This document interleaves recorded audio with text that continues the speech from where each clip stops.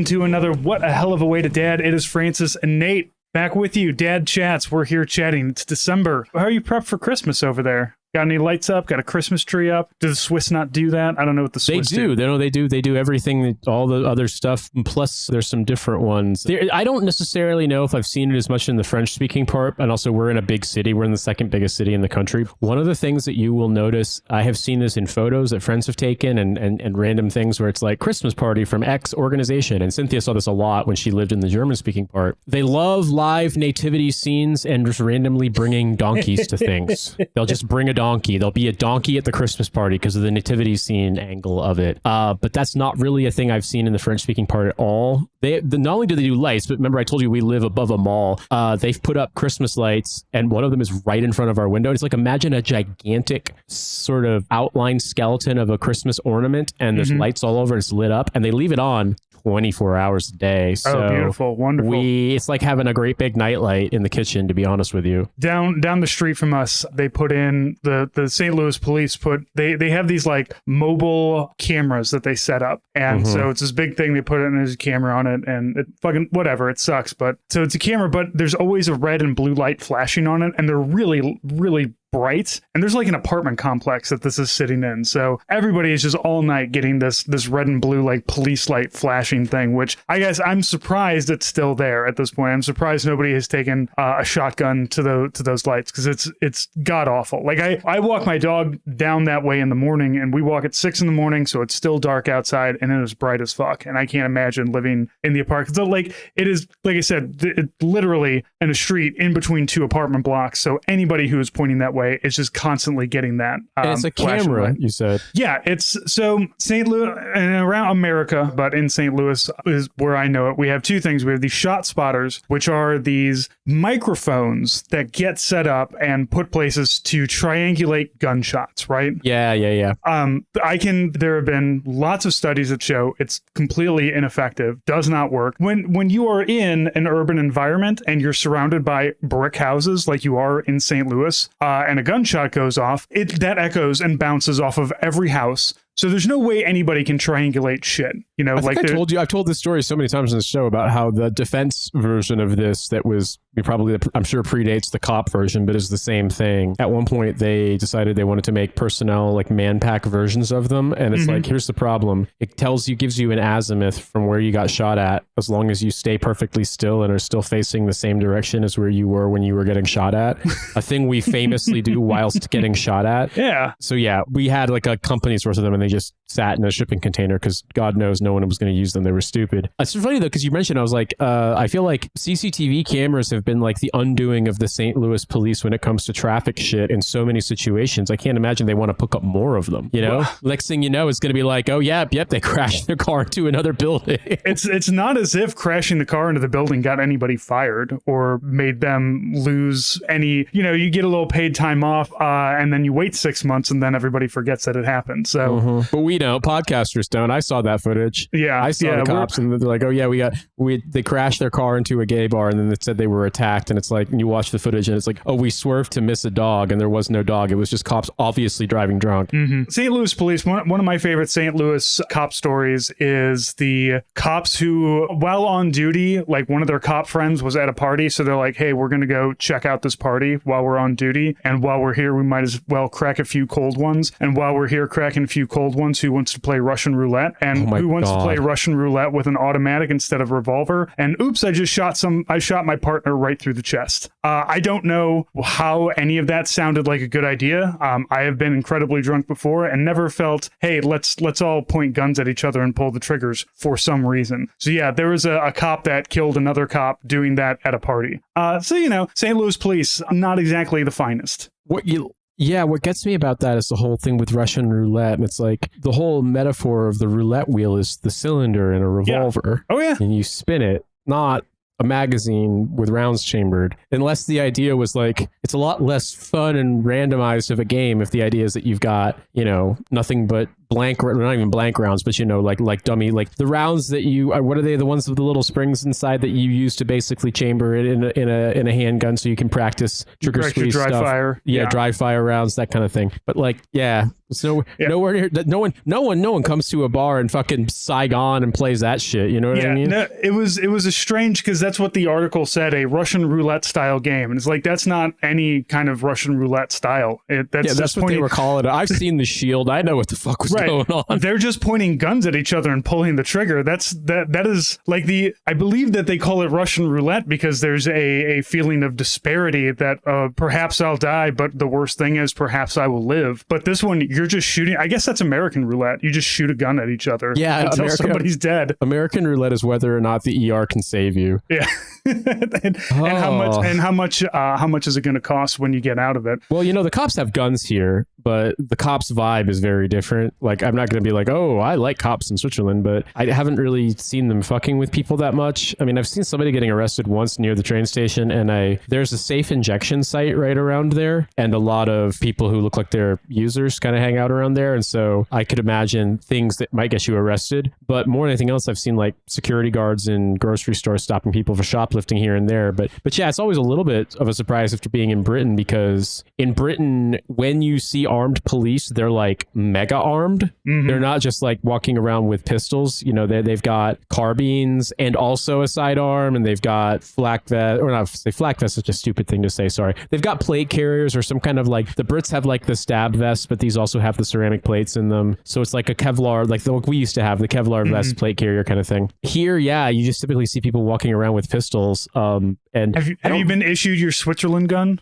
Doesn't everybody in Switzerland get a rifle? No, people misinterpret that. The reason why they're like, oh, everyone in Switzerland has a gun is because if you're male, you have to do military service. I mean, there's ways out of it and there's alternate service, but on average, most people do it. And if I remember correctly, once you've done your military service, because you can do it in another country and it counts, but if you do it in Switzerland, you technically are in the reserves until you're like 50. And so you keep your gun at home and you also keep ammo at home, but it's like super inventoried and it's got like a seal on it. And like, if the seal is broken, that's like a reportable thing. So like, lots of people have guns, but they don't really have there's consequences to opening the ammo. We'll put it that way. I mean, like every building built in Switzerland since the 60s has to have a nuclear fallout shelter, and they're not super conspicuous where they are, but like they do have them. So it's like, the Swiss are fucking ready, man. It sounds like you moved to the correct country.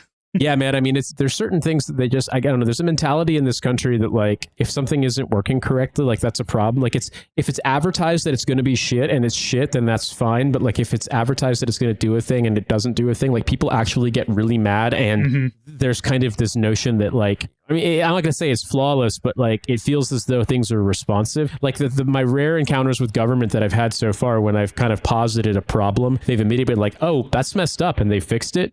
Like it's weird, and they're nice. It's weird going to a government office and they're nice. Yeah, that's such a shock to me. Like I've never had it be fast or nice. I mean, in America, it was perfectly. It wasn't like super standoffish in my recollection, but it was never fast and it was never easy. In Britain, it's always slow and annoying, and they're hostile.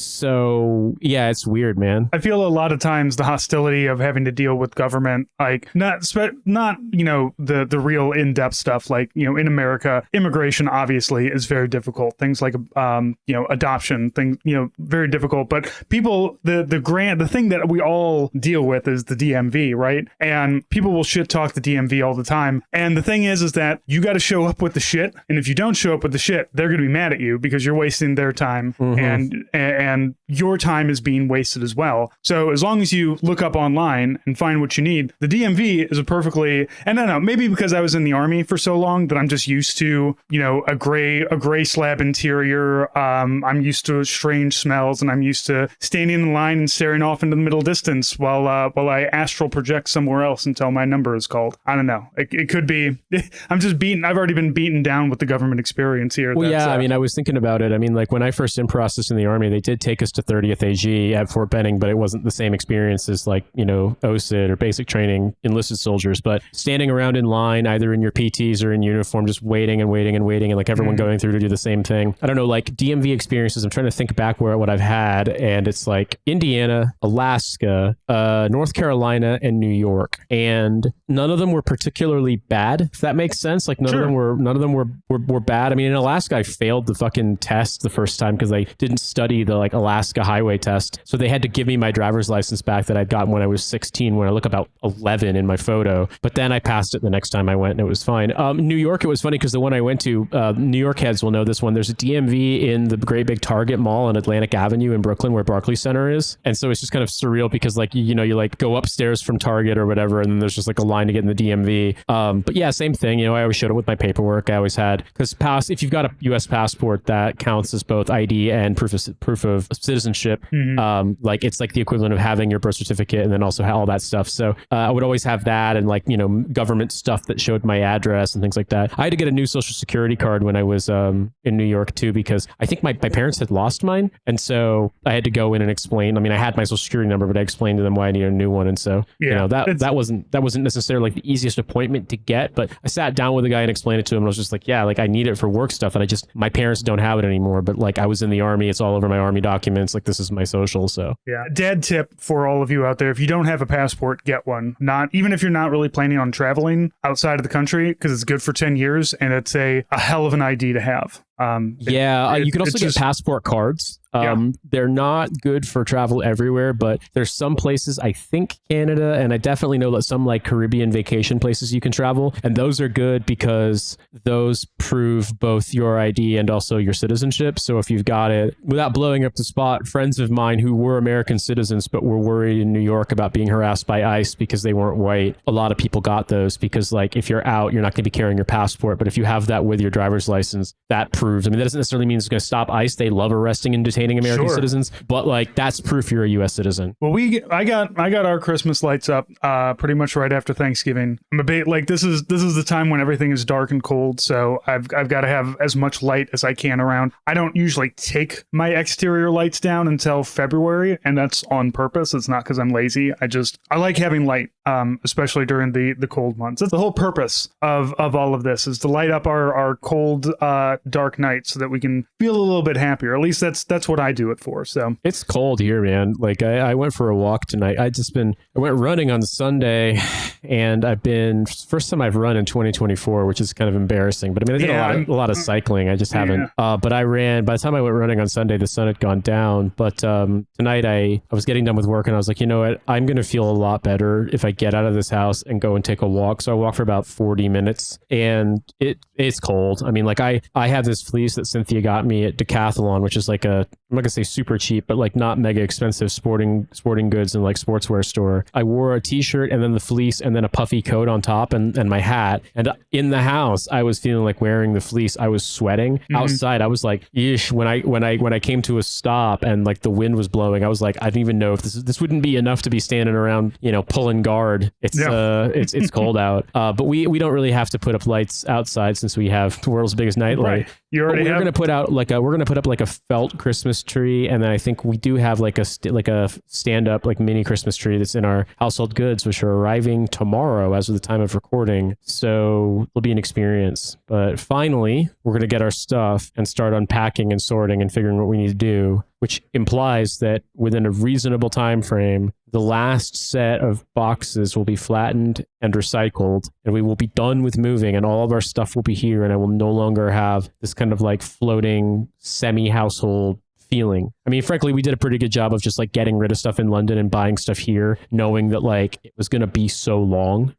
Like the God knows from when we got this apartment until now, if we had been living on like air mattresses and shit, I think we all would have gone insane. With a baby, it's just like not realistic. No. You know what I mean? Like it's really not. So it was Cynthia's idea to like get rid of almost everything and then just get new stuff here. And it's probably a little cheaper. And you're living in Switzerland, you might as well buy things that are made for Switzerland. Yeah, but also like, I mean, they have IKEA here, and a lot of our stuff in London was IKEA anyway. And the stuff that was nice that we got. That shit's not going to move. And the stuff that was nice that I got rid of was mostly stuff that was like woodworking things, like wood furniture that had gotten so banged up during the last international move that I was just like, it's not gonna if it survives, it'll be in bad shape. Mm-hmm. So I just I guess some of it I don't think I sold basically anything. I just gave it to people who either wanted it or needed it, which is, I don't know, it's a nice feeling. I mean, like I don't want to be like walking like, oh, it's nothing to me because I'm rich as fuck and I just throw money everywhere. But like, it is nice to not be encumbered. Like, yeah, I bought a nice bed 10 years ago, but it doesn't really make any sense to keep it because we just simply would not be able to get mattresses that fit it. Mm-hmm. So we'd have to, the best thing we could possibly do would either be to buy mattresses from Britain, which would be insanely expensive and not necessarily good quality, or get custom mattresses made here, which would be insanely expensive. And you have to replace, you're supposed to replace mattresses every 10 years. So like, don't be stupid about it. Yeah. Yeah. So now you and I on this podcast, we've both gone through some major moves. Luckily, I did not have to go from one country to another, but we did for a while own too many houses because we were trying to sell a house right before COVID hit. And then we finally,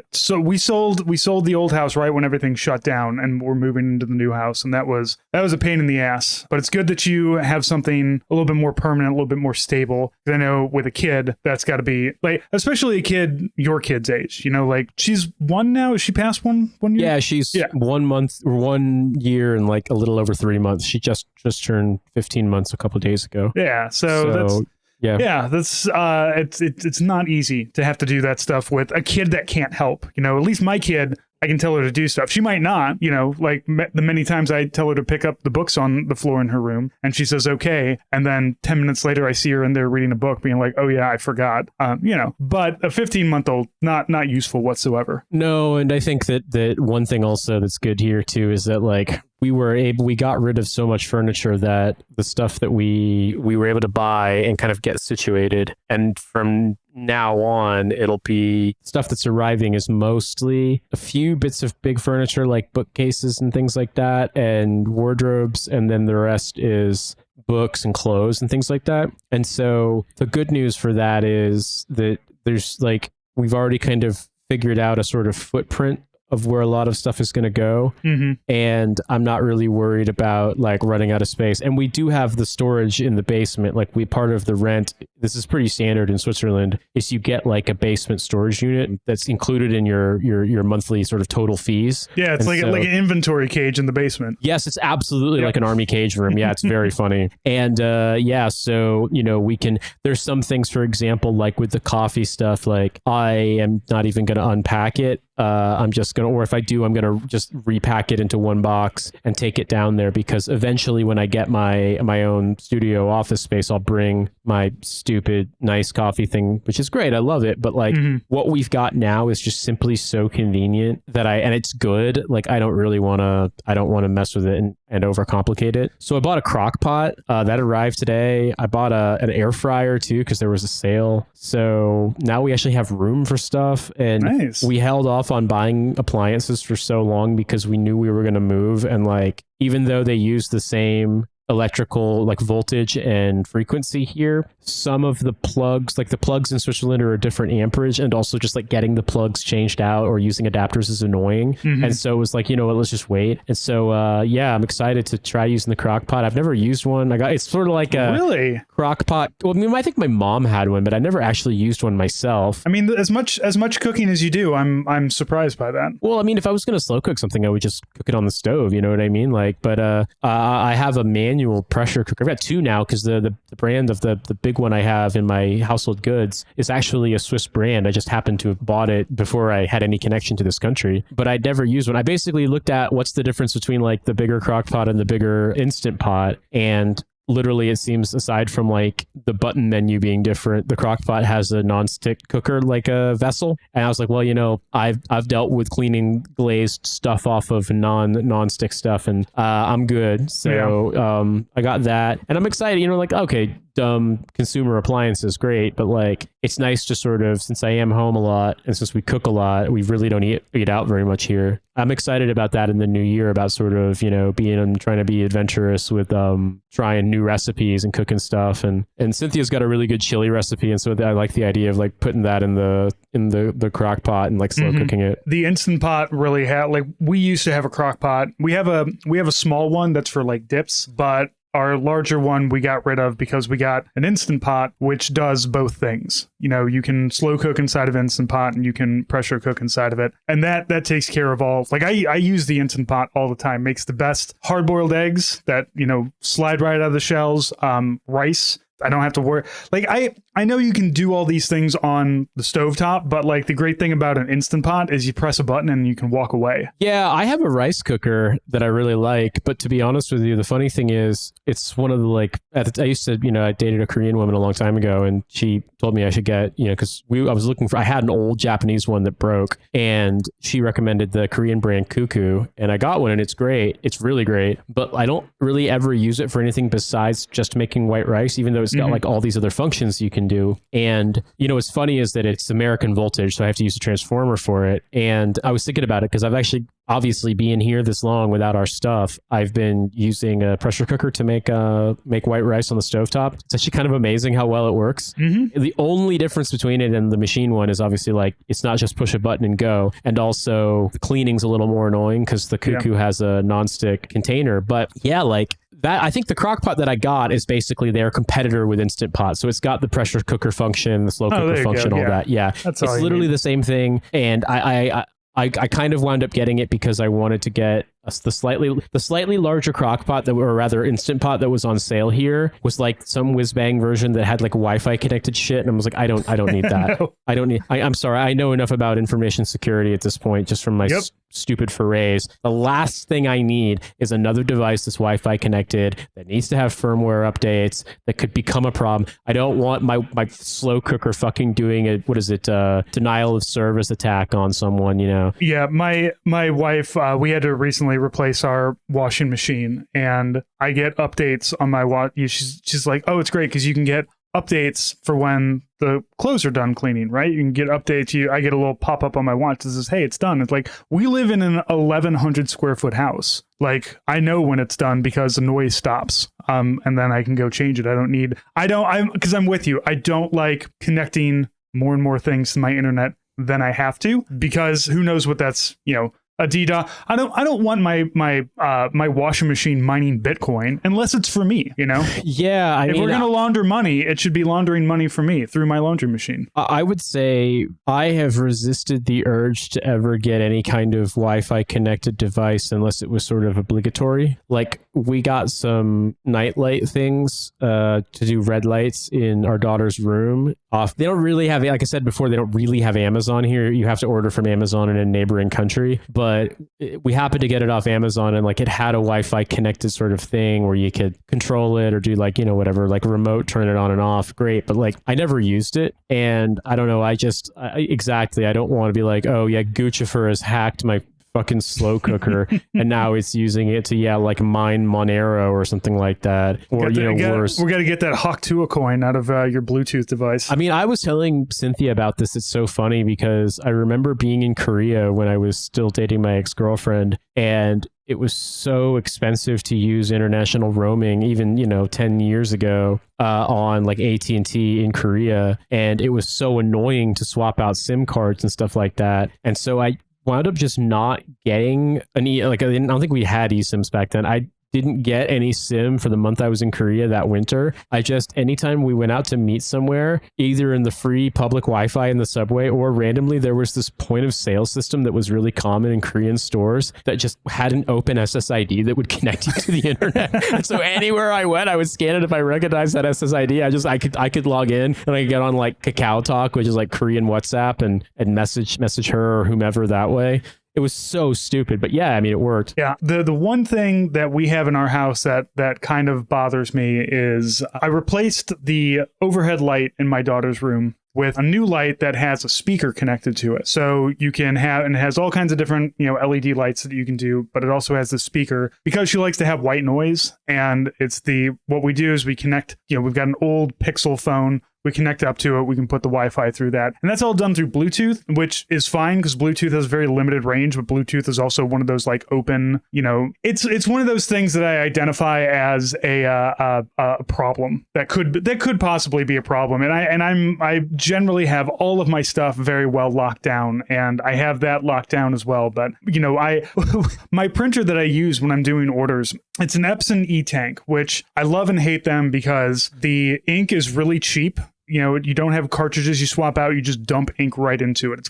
It's got these ink wells. Wow. They're a little pricey for a personal printer, like $300, $350. The problem is I've had two of them. The first one, the feeders broke on it, and there's just like no way you can fix that. Like I tried to talk to repair people, and they're like, it's too much money to even look at it. But the other one is the Wi-Fi broke on my current one. So it's always hardwired to the computer. And that's one of them just like, all right, this is annoying. And we did get another printer that's Wi-Fi connected for my wife's business. But I do like having that. Does not talk to anybody. No firmware updates. None of that stuff. Just do I hit print and you print the thing. Yeah, I bought a printer here because it was just taking so long for our stuff to arrive. And I mean, there's a reason for that. It's that the moving company we used, this is dumb as fuck, but it's true. Because of Brexit, it's obviously a lot more complicated. And like one of the things that they said is that Switzerland doesn't, because Switzerland's not in the EU, Switzerland doesn't allow non-EU goods to transit in through Switzerland and then back in and out of the EU. So effectively, if you're coming from Britain and you're moving stuff down, like a mover is moving stuff down, they can't be like, oh, well, I've got a truck and it's got drop off in France and then in France and then in Switzerland and then in Germany and then in Italy or something. They have to make Switzerland the last destination because once they're in Switzerland, that cargo can't go out, basically. Can't go out and come back, yeah. And so we had to wait. So, obviously, like now it's been, it'll have been a little under 4 months since our stuff got picked up, or 3 months since our stuff got picked up. And I have an old Brother printer that I've just kept going forever because like it's a tank, it's a black and white laser printer. It does both sides. It's got a Wi-Fi connection. I found that if you connect it with a USB thing to like coordinate or whatever to like get it set up with your Wi-Fi, it's really easy. But I wound up buying a Brother like all in one. I don't buy HP stuff because of BDS because they're like very, very, very implicated in like all of the biometric shit that the Israeli military uses on Palestinians. Also, HPs are just shit computers. Yeah, they're just total piece of shit fucking electronics. Yeah, exactly. And so it's funny because like I kind of like it. Like I think the goal was originally like, okay, this is a stopgap, and then once I get my own office, I'll put it in. But I'm like, I don't know.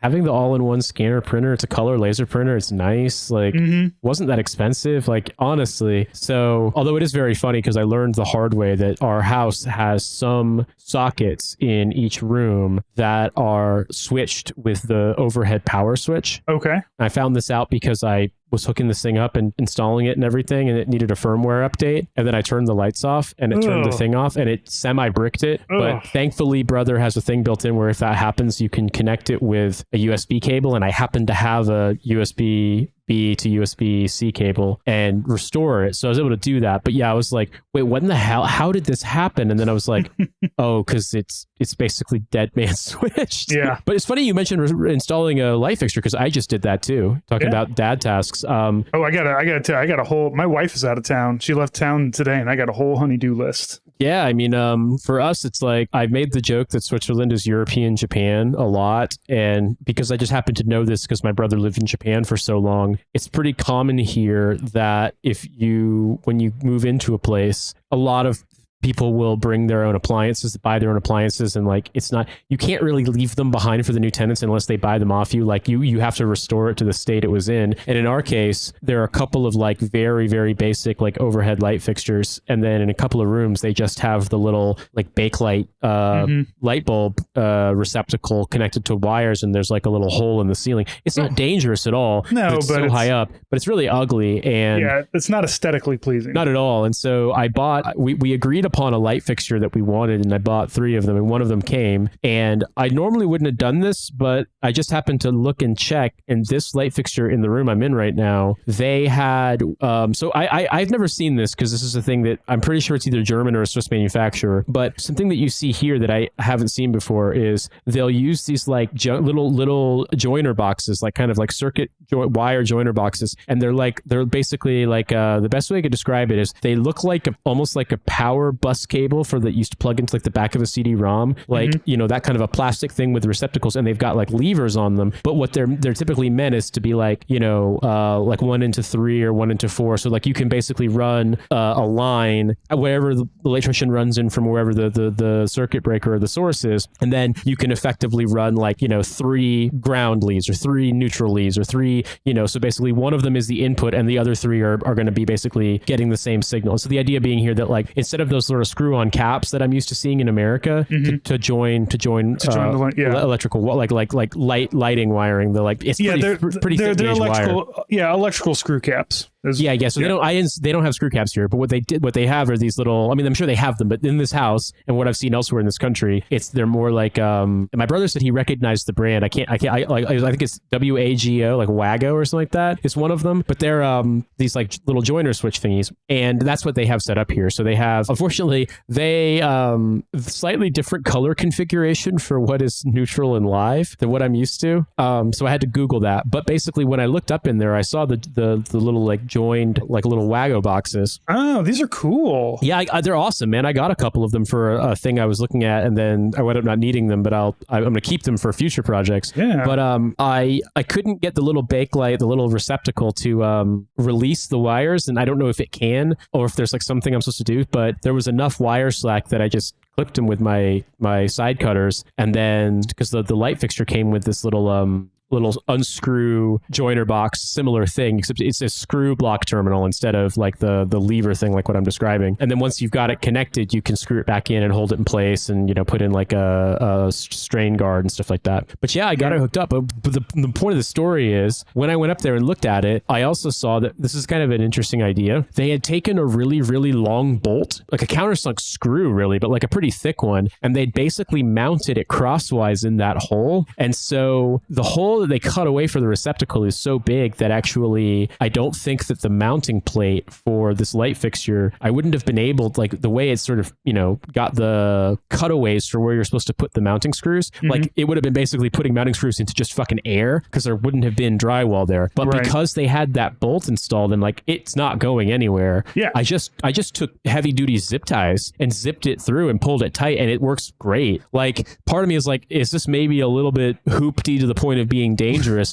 but it seats flush, it's not going anywhere, the light works. Plastic's non-conductive. I did my Google search, and turns out that I had in fact got it correct, that they were running what were they running? They were running orange wire as neutral and blue wire as live, and then they had run a gray wire out of that Wago box, but it was all blue wires. And so I just Googled it and looked it up, because I'm used to, if I remember correctly, what I'm used to is blue is cold and brown is hot, and that's what it was inside the junction box in the little block terminal from the light fixture itself. But whatever the fuck coloring that shit is not. I'm used to red, black, and green, but I think that's bad for people who are colorblind. Yeah, so here it looks like they use a couple of different colors for hot, but it can be brown or gray. Typically blue is cold, but it can also be orange. I don't know. And then what's it called? There's like a green and yellow striped one is ground, which that is good, at least because if you're colorblind, then you can see that pattern. But yeah, that I was like, okay, well, I'm going to use the old light bulb. So if I fucking I don't know what would happen if you switch the polarity, if it would blow or if it would just not turn on. But I was like, you would have laughed, dude. I got it set up. I was like, I think I've Googled this correctly. All right, it's set up, stand away, backblast area clear, don't look at it, turn the switch on, and then it was fine. Yeah. You kind of feel a little bit of a sense of accomplishment from... You do. Those are the perfect dad jobs right there. Like, I've installed ceiling fans and light fixtures and electrical boxes. Try not to fuck the computer up too much and just turn this, turn the camera. You can see it there. It is up there. Hey, look at that. Little fake wood kind of nice thing. It's what I realized was I'm using a warm white bulb in here, and because of the fake wood and stuff, it has a kind of almost pinkish glow. So I'm going to try using like a cool white bulb in here. But like, yeah, you know, it's pretty nice. Cynthia surprise come home from work and be like, yeah, instead of this bare ass light bulb, like it's like a 1930s mob movie or some shit, like instead you've now got this light fixture installed, and it doesn't look like it's going to fall on you like, you know, the ceiling lamp of Damocles or whatever. Yeah, just keep in mind, if you're going to be doing this at home, find your fuse box first and turn it off. The electrical, I don't know if you have a little I do. And the pen that finds where the electricity is. Invest in one of those. Yeah, what I have is I have a junction box, obviously, to turn it off, and then I have the switch in the room to turn it off, and then I also have a multimeter, and you can check. You know, I think it goes up to 300 volts, so I have to check it again what it's rated at, but it's definitely rated at 230, so you can take, it's 230 current here, so you can take a read off it. But also, like, yeah, it's just one of those things where you got to be. It's slightly more annoying to have to get down off the ladder and then go to the circuit breaker and turn it on and then turn the light switch on. But that definitely beats the surprise full body massage of getting 230 volts. So just saying. Yeah, I'm gonna have to. I like these Wagos. I'm gonna have to order some. I gotta go to Lowe's today. So while my wife is out, I need to paint the ceiling in the bathroom, and I need some paint tray liners. I got to do that. I got to clean the car out. Her car, that is a mess, but you know, I don't. her car with all the ancient McDonald's French fries in the back and the Kleenexes from God knows when. What's the meme, you know, that's sort of like the boy's room looks like this and boy's car looks like this? There's like the room looks like fucking male living spaces, but the car is immaculate, and for a girl it's the exact opposite. Well, to be fair, we have a 9-year-old, so yeah, and there's that. Yeah, and also my car was always a huge piece of shit, so I guess I'm just defying gender rules right there. Absolutely. If I had a car that I was in regularly, it would also be trashed, much like all the other cars that I had when I had a lot going on. I will say that when I got like my last car that I bought before I sold it and never bought a car again until maybe sometime soon, assume I may get one here, I bought a Volkswagen Golf, and it was like it was like, I think I got like a dealer demonstrator for like the 2010 model, like in 2010. So at that point, the 2011 models were out, but like, yeah, it was basically new. And I liked that car a lot. So I kind of went on my way to not mess it up too bad. You know, there's some things like, you know, being on a road trip from Alaska to Georgia where like things are going to happen. Sure. But like in general, I try to keep it clean. But yeah, every other car before that, dude. Just,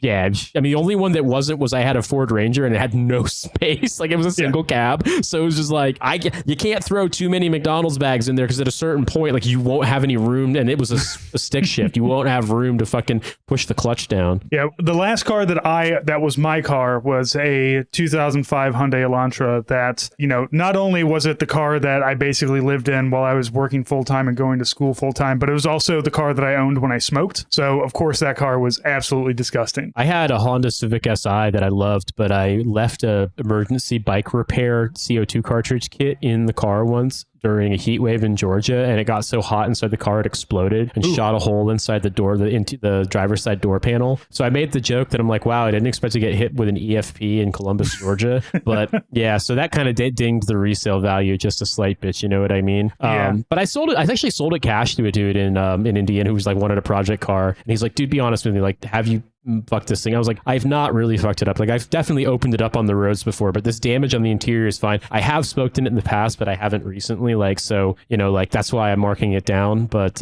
yeah, I'm the second owner. Like the previous owner got it on a lease and then just like let us take over his lease. So yeah, like, you know, but still, I treated it like shit. And then I had a Ford Ranger, and then I had, the Golf, and now I've been carless for 10 years. Yeah, something like that. Yeah, we've got the one that she wants me to clean out is our electric car, which it deserved. That car has been through some shit with us. It's a 2015 Nissan Leaf, so it doesn't really have like a whole lot of range, but you know, you can get around the city with no problem. But that car got shot one time. If you want to be a real St. Louis car, you got to take a bullet at some point. Jesus Christ. Yeah, and it wasn't like somebody was shooting at us. What happened was at our old house, we had a detached garage and both the cars stayed in there. And on New Year's Eve, the neighbor invited people over, and one of them was very drunk and shooting a gun off, you know, for New Year's. And apparently that was going to be my next guess. Yeah. Was it celebratory gunfire? Celebratory gunfire directly into my garage. Yeah. So luckily it went through the garage and it lodged in, like, a piece of the bullet lodged in between the window, like the passenger side window, and like the frame where the So it didn't break the window. It didn't,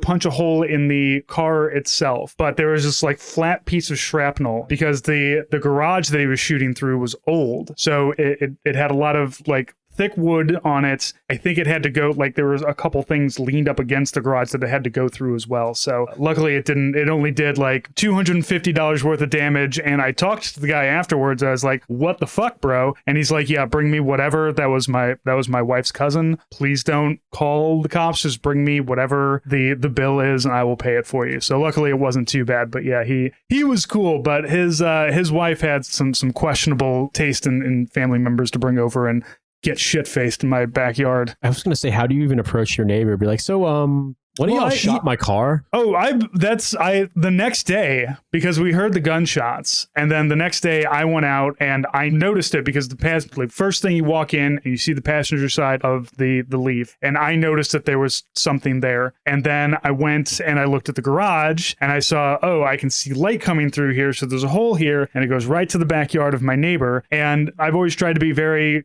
on a first name basis with anybody who my property is touching. So Deontay, he was a chemical firefighter. So he worked at a chemical plant. So he had odd hours and everything. But he and I were cool. We talked all the time. And yeah, I had his phone number and I texted him. I was like, so here's what happened. And what are we going to do about this? And he was just like, we're not going to tell my wife. We're not going to bring this up to anybody else. Just, whatever damage it is, please bring it to me and I will take care of it. So yeah, he was cool about it. And he just gave me cash right out of his wallet for it. So it's like, yeah, the complex system of American chivalry says that technically speaking, I'm allowed to dump a mag in your house's direction now if I want to. That's like prima nocta for Americans. But yeah, we can be cool about this. Yeah, he was worried. He's like, well, I don't want you to tell my wife because she's the kind of person who'll be like, well, how can you prove that it was, from our house or that the gunshots came from there? And I was like, well, the hole. Forensics. I looked through the hole and it's pointing directly towards your back door. So that's how I know. There's some dudes who do this for a living, but you know who they work for? Yeah. Yeah. So I'm sure that's also why the neighbor was just like, I don't want to have to deal with all that bullshit. So just whatever. And I was cool with that too. What's the UPS song or FedEx ad song about like, it's like that's amore, but it's like that's logistics. It's like, I don't know. When some guy gets shit faced and dumps rounds at your place, that's forensics.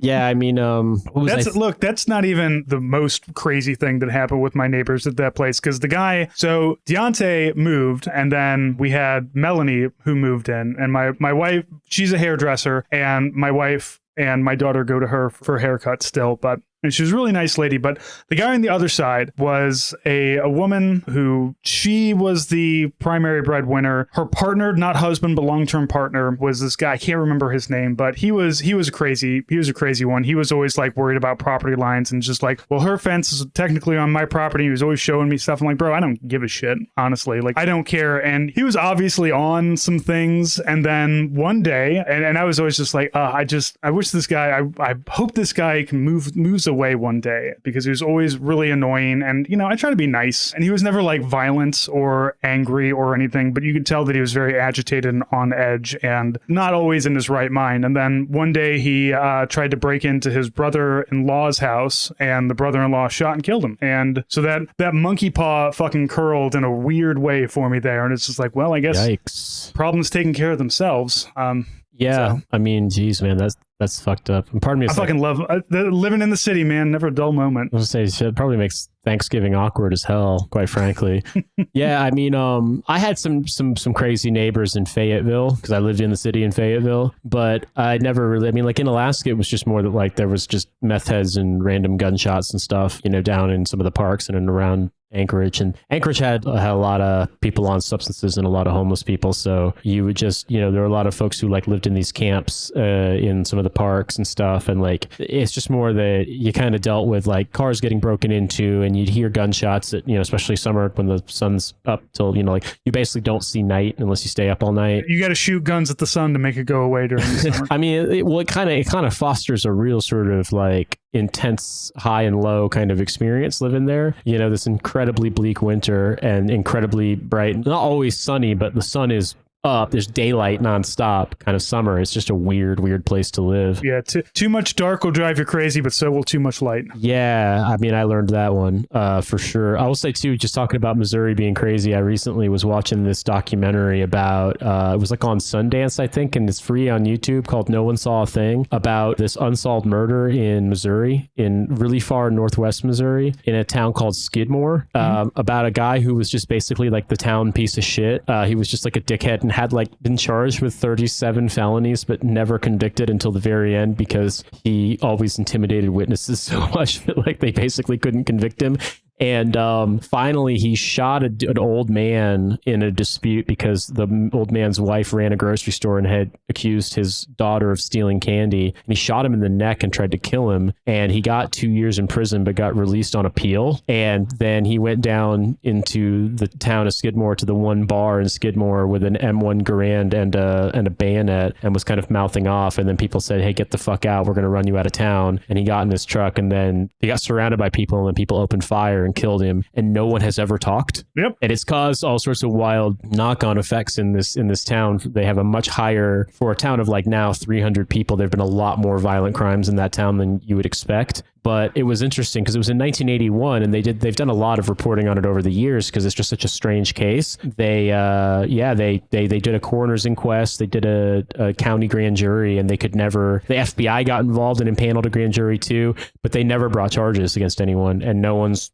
ever talked. And it's interesting because it's Nottoway County, Missouri. Yeah, that's one of the many farming areas up north. It's interesting seeing the footage from the early 80s that, like, I guess the style at the time is what you would call trucker hats now, the kind of mesh caps, and every single man of every single age, like once you reach adulthood, you just wear one of those caps. Like, I swear to, it's like those photos of like pre-John F. Kennedy, everyone wearing like, men all wearing hats, like brimmed hats. It's like that for mesh caps. I'd never seen. I mean, like I said, it's Midwestern, but in a very different way than Indiana, I would say. It's weird. Like it's, but that area is that's real close to Iowa, I think too. So it's, and if it's Northwest, so probably close to Iowa and Nebraska.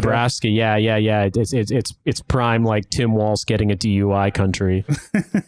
Hey, if you go to Nebraska, you got to get a DUI. That's how I made the comment that, like, I mean, you know what, shit sucks now with everything, but like if they really wanted to humanize Tim Walz, instead of trying to let them like run up some, because I guess he got the charges dropped because he long story, but I was like, nah, you should just lean into it. Be like, look, man, when you're 6 beers deep and you're good, but you're still good to drive, but then right. Radar Love by Golden Earring comes on the radio, you're gonna go 98 and a 55. You know what's not running in rural Arkansas or rural Nebraska or rural Iowa is a fucking bus. So what do you want me to do? Yeah, exactly. How am I getting home? They didn't have Uber back then. What are you going to do? There's a reason why Sammy Hagar sang the song I Can't Drive 55, because he understood the plight of the humble Midwestern guy. We joke about it, but like, man, DUIs were such a part of the culture growing up that like so many guys I know from home like had like 3-4 DUIs, and like they tightened the laws in Indiana because the maximum blood alcohol content used to be 0.1. Like it was 0.1 until like 1997. So like that's like, I mean, 0.08 is like 4 beers in an adult male. So it basically, we had a defined legal limit that 5 beers still made you good to drive. Like, I'm sorry, but it's hard to change that culture when that was the law. Like, was still the law when I turned 12, put it that way. Yeah. I never got a DUI, but I am not going to say that that's because I was driving sober all the time. I never got a DUI either, and I'm going to leave it at that. Yep. Never got charged, never got stopped. But you know what? Like, I'm not going to defend my bad behavior in the past, but I'm also not going to go into detail. Nope. Let's do some dad questions. Yeah, let's do it. So what's a Christmas gift recommendation for a dad under $25 or under $50? I will tell you what we have started doing for Christmas, because we have older parents who do not want things. They're actively trying to get things out of their houses, foisting things back on us to get it out, just because, like, why do I still have all your shit in here? So we do kind of a snack box where we do last year I baked bread. We had these kind of soup dump meals. So if you're gonna do some crock pot stuff, you'll become you'll learn about dump meals, where you get a mason jar and you put all the dry ingredients in it, because that's all you need for a crock pot meal, like maybe a chili, if you're doing a no meat chili, or, some kind of soup. So it can all be dumped in, and then you put water or you put chicken broth on it. And we did cocoa and we did Chex Mix. So we like to give that because, well, one, it's inexpensive, but two, like, we just would rather give people food that you can consume, and then there's not something that you have to dust or deal with or anything like that. Like, so if you're looking to get your dad something, and like my father-in-law, we always get him a good bottle of whiskey. Now, he's got much better whiskey than what we buy him, but he likes whiskey. He has a whiskey collection, so we buy him a bottle of whiskey. Buy your dad whatever snacks that he really likes. He'll appreciate that more. If you came to me with all of my favorite snacks, if you spent $25 on my favorite snacks and put them in a box, I'd be very happy. Yeah, I would say it depends on, what the person's into, but I would say for me, I try to, if somebody I know likes coffee, for example, I like to get like a coffee sampler pack as a gift, or a small thing of good coffee for them. I would say, I don't know if $25 you can get it under this, but maybe just close. There's an Australian company called Dingbats, and they make notebooks like moleskin notebooks, but they're hardback, and they use like vegan leather. They're really, really nice paper. And they make all sorts of ones, but I think you can get some of the smaller ones for under 25. I don't know, but it's in that ballpark. Yeah, about that. I would say for my dad, something that I liked until he, his illness made it so he couldn't really do woodworking anymore. Because of the fact that, I mean, it's a special situation, but because of the fact that Cynthia was coming here for work even before we moved, there's a company here in Geneva called Karen Dash that makes really nice pens and pencils and writing utensils and stuff. And some of it's expensive, some of it's not at all. Like, I've got one of their very nice but basic pens. It's just like my pen that I use for writing in my notebook. But they also make pencils, and they use wood from here, and they sometimes use recycled Nespresso coffee to like stain the wood, or like I think also for something with the graphite. I'm not sure, but whatever it is, like, it's a very nice, very, very nice pencil. And it's like, I get those because like they're not insanely expensive, but they're good pencils. They're pretty durable. And my dad used pencils a ton for marking wood, for cutting and measuring, and also his like sketches for projects and stuff. So yeah, like, I think writing instruments that are cheap, a good pencil and like a little sharpener can be real nice. Like, nice notebook, like a little pocket notebook, or like maybe a bigger one. Coffee sampler. I'd say something that I really appreciate that somebody gave me as a gift once that I didn't think I would use, but I actually use a lot, is a small level. Not a big full measuring level, but like a small mini level, just because sometimes when you're measuring stuff, like, it's actually really great for leveling small things that are getting mounted on the wall, particularly like brackets, for example, where like a full level you can use, but sometimes it's like more pain to get it set up. Yeah, like I have levels that are maybe about 8 inches long, or 6 to 8 inches, and that's I think I would love a smaller one. Yeah, like a small level, like in the 4 to 6 inch range. Like, they're going to be plastic. They're not going to be like the heavy metal ones, but like that can be really great for small things. Just a useful tool to have. Similarly, like check to make sure it's not like a cheap kind of piece of junk one, but like a good, real small measuring tape. Wonderful thing to have around. So yeah, stuff like that. Like, because the thing, not every dad does DIY or like building things, etc.